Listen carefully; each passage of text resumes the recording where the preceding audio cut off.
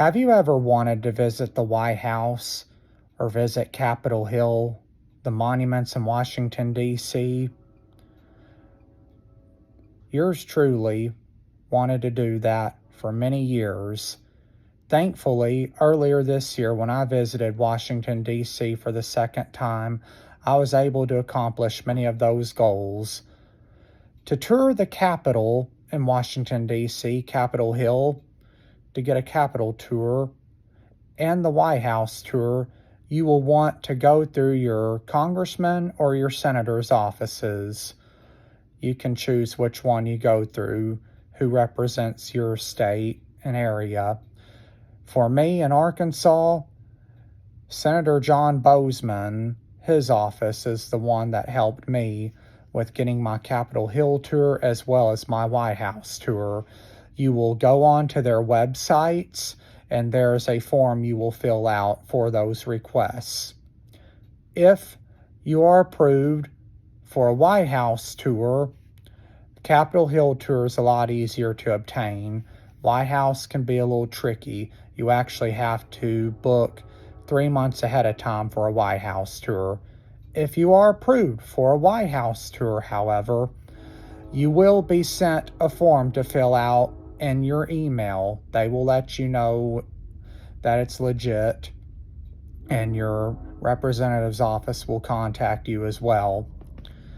You will fill out that form with the information that's on your government-issued ID that you plan on using to get into the White House.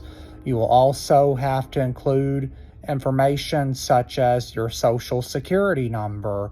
That way the Secret Service can do their background check on you before they let you into the White House. When you go to the White House, if you are approved, it all works out, you will go through several checkpoints to get into the White House. I went through about 3 of them. 2 of them I showed my ID, and then another one was a metal detector and body scanner. When you tour the White House, you're not going to be touring the entire building. You're only going to be touring a portion of the White House. So it's only very rare that a lot of people from the general public get to visit the Oval Office and the West Wing. I was able to visit the red, blue, green rooms, the room, like state dining room, the East Room, all that area of the White House, which serves as a museum and also where a lot of events are held, different events that the President and First Lady will have. All throughout the years, different events have been held in those rooms. I also saw the spot where President Obama announced when Osama bin Laden was taken out by SEAL Team 6.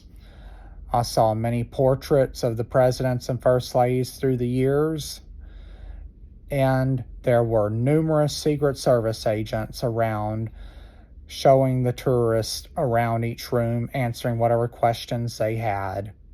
Security is tight. However, it is a great experience to have if you're ever in D.C. Going on a Capitol Hill tour, you report to your representative's office who you request a tour through, and one of the people who works with that office will show you around the Capitol, taking you to the different areas of the Capitol in the main Capitol building, as well as taking you, if you would like to go into the House and Senate galleries, into those galleries where you can see Congress at work.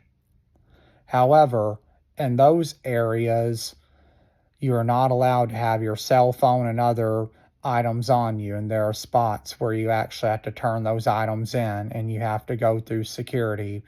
Going through security is very common in D.C., going through metal detectors and body scanners.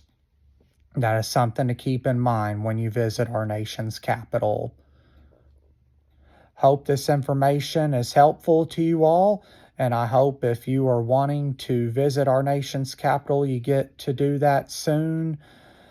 And hopefully this government shutdown will be over with soon, and those tours and all will begin again, and you all will be able to enjoy some wonderful, precious memories just like I have from my time visiting our nation's capital.